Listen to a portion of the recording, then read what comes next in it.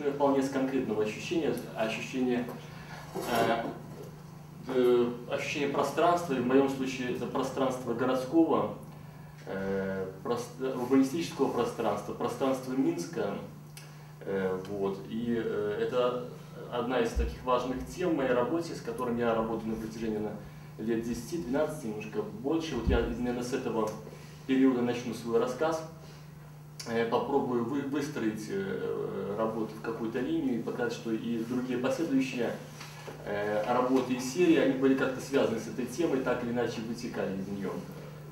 К Минску у меня двоякое отношение и такое двоякое амбивалентное чувство. С одной стороны, это чувство близости и укорененности в городе, такого генетического родства, которое рождалось из прогулок по городу, из такого вот, немножко такого классического фланерства, праздного гуляния, из такого открытия города, составления некого такого собственных маршрутов, прогулок по городу, некой такой вот своей собственной топографии города, ментальной такой карты внутренней. Вот. И вот это чувство, да, я сказал, что это генетическое, потому что несколько поколений моих предков жили в Минске, и есть некое вот это вот родство города. С другой стороны, совершенно другое ощущение вот этого места, которое как бы и не стало городом. Минск, город, который не стал городом, недогород. Или, возможно, скорее всего, может быть, даже потерял это качество. Потому что если мы смотрим на какие-то документы даже 50-летней давности, 30-летней давности, даже, возможно, как и ближе, мы видим, насколько город наш утрачивает какие-то важные качества и становится, приобретает то, что я бы назвал отчуждением, отчужденностью города, ну и в частности архитектуры. Вот эта тема отчужденности архитектуры от человека, отчужденности от человеческого, отчужденности от цивилизации, вообще от некого культурного начала, да, вот была попытка вот это вот ощущение передать в цикле работ, который я назвал «Запретный город». Вот «Запретный город» стал названием метафорой, названием, отсылающим к известному месту в Пекине, где, как мы знаем, это долгое время было закрытое место, где туда доступ был ограничен и был лишь некоторым, да, допускались туда. То есть это своеобразная метафора города в городе, пространство в пространстве. Но на уровне Минска оно выстраивается, естественно, не жестко географически, а скорее метафизически. Да? Вот такое собирание неких важных узлов, знаковых, иногда узнаваемых, иногда неузнаваемых, то есть иногда периферийных, которые находятся вот, в такое некое пространство в пространстве. Вот. Помимо вот такого качества отчуждения архитектуры, да, Минска от человеческого, от этого вот цивилизационного начала, да, мне еще было важно вот пока передать ощущение вот этого то, что мы часто можем наблюдать. Вот изречение часто, город как чистый город, Минск как чистый город, да. И эта чистота выходит настолько до такой парадоксальной вычищенности, что, мне кажется, многие фасады Минска мы можем видеть как некие плоскости, которые, за которыми глубина отсутствует. То есть город, который не несет на себе глубину, который за плоскостями упаковывает пустоту. И, то есть глубина не открывается никоим образом. Да?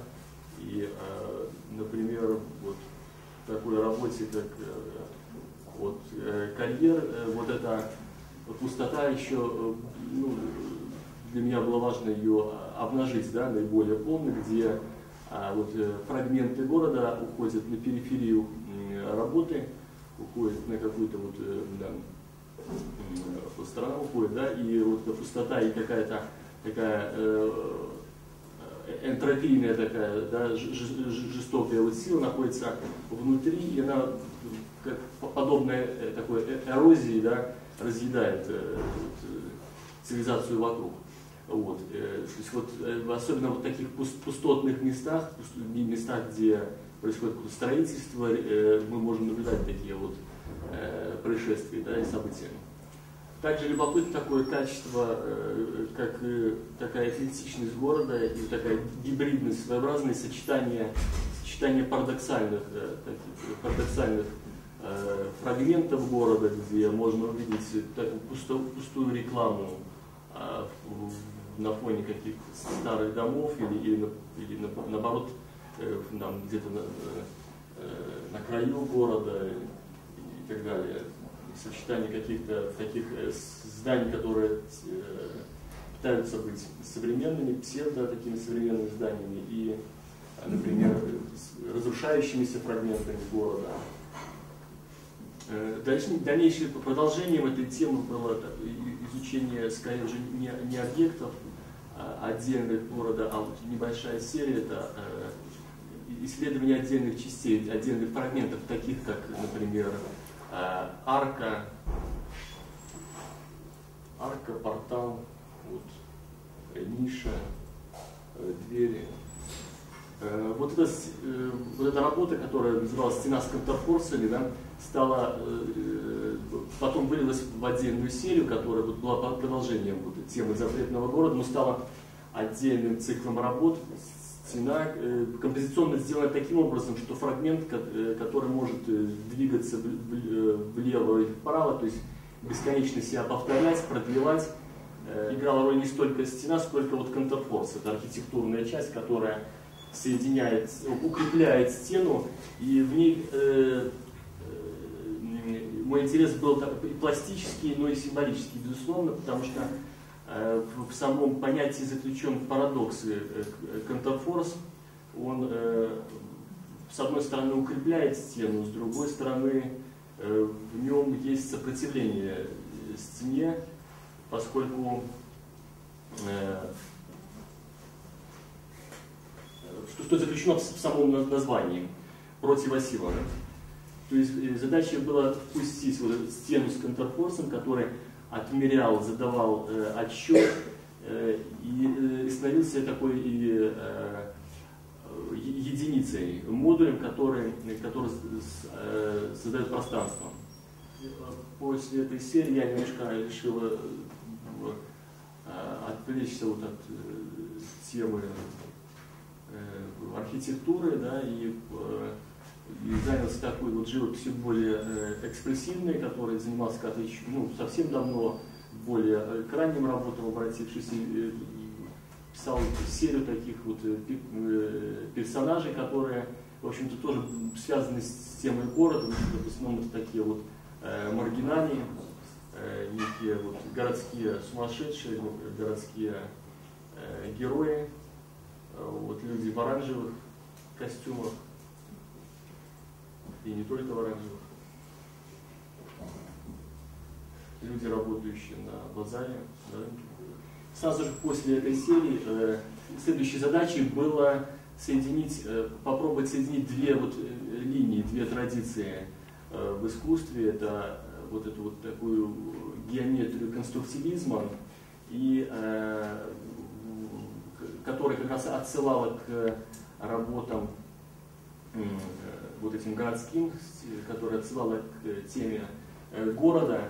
И тут город уже становился некой такой площадкой для действия, пространством для возникновения действия вот этих персонажей. Фактически эти фигуры вселяют свое субъективное начало, они становятся уже не субъектами действия, а объектами, которые не имеют как бы импульса внутри себя, которые их стимул к движению является вне их, как бы вне рамок самого холста. Да? И отсюда их вот такая клонированность и повторяемость их фигуры, да, заданность. Название церемонии, на мой взгляд, оно достаточно емкое и объединяет совершенно разные, казалось бы, даже противоречивые там понятия, такие как там торжественная церемония, или церемония погребальная, церемония награждения, военный марш. Ну вот еще я покажу буквально одну из последних работ, что прозвучала тема решетки. Решетка как архетип искусства модернизма, искусства 20 века, это принадлежит Розалинд Краус, это исследование, да, но одна из статей называется «Решетки», и в ее книге «Визуальное бессознательное», по-моему, да? Оптическое бессознательное. Город за решеткой, фактически, да, так и есть, да. Она длинная, поэтому большая длинная работа, поэтому сфотографирована она в таком вот панорамном виде.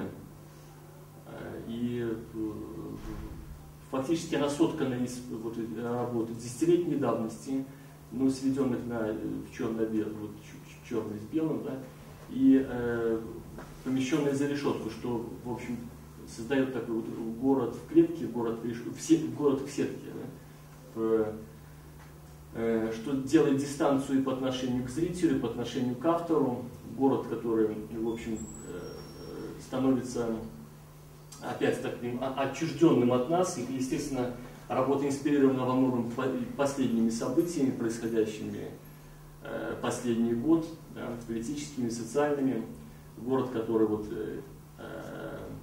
как бы не сопричастный нам во многом. Ваши проекты представляют отчужденный город, холодный город, сфера пространства, в котором человеку неуютно, пространство в себе замкнутого, холодного, изолированного. Что нужно для того, чтобы прорвать вот эти границы, чтобы каким-то образом вырваться из этого неприятного, сдерживающего свободу пространства, и какие нужно предпринять какие-нибудь действия, стратегии для того, чтобы вернуть городу уютное какое-то человеческое, уютное человеческое состояние для того, чтобы в нем было хорошо жить.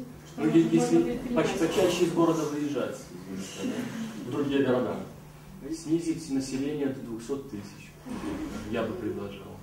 Ввести ценз какой-то, да, ну то есть это уже вопросы не к искусству, это тема очень большая, да, въезда в город, например. Алексей, скажите, а вы сознательно не включаете в первую серию «Запретный город», жители города не включаете в пространство? Да, но я же говорю, что вот это вот внечеловечность, да, города, архитектура в частности, не просто города, а архитектура, вот это архитектура как нечто, как бы вроде бы не созданное человеком, да, а существующее как вещь в себе, да, вещь по себе. То есть вам кажется, вот этот наш знаменитый сталинский ампир, он негуманный? Ну вот конкретно какая архитектура Минска вас... Он очень гуманный в сравнении с сегодняшними новостроями, очень гуманный. Хотя, например, менее гуманный по сравнению с архитектурой 20-х годов, да, то, что строилось до войны в Минске. Например, старая Ленинская библиотека, да, которая, наверное, уже через несколько лет не будет. Вот. То есть здесь какая-то относительность есть. Тогда получается, на ваш взгляд, вот чистое тело города, это вообще убирая всю зелень, весь декор, ну то есть вы же, да, все это убирали, когда изображали. И вот это вот чистое тело города нашего, да? Ну, здесь частично не только нашего города, да, то есть представим наш город как, безусловно, как такая точка отсчета, да, какие-то могут не только работы привязываться к нашему городу, да, но и просто мне любопытен этот взгляд на архитектуру, я повторяю, что как такой некий собственный феномен, да, автономный. Как будто люди или покинули его, или никогда не были в нем, как будто не созданные не человеком, как вот такой феномен в себе. Да.